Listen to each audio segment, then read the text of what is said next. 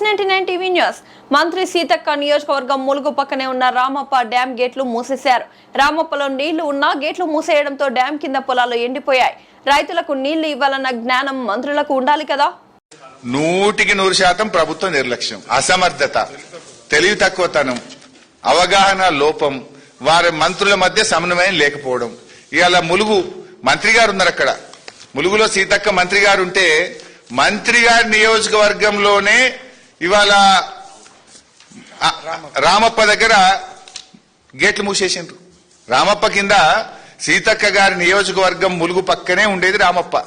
ఆ రామప్ప కింద నాట్లు పడ్డాయి, నీళ్లున్నాయి రామప్పలో, కానీ నీళ్ళు ఇయ్యము అని చెప్పి కలెక్టర్ గారు పోయి తూములు మూసేసిండ్రు.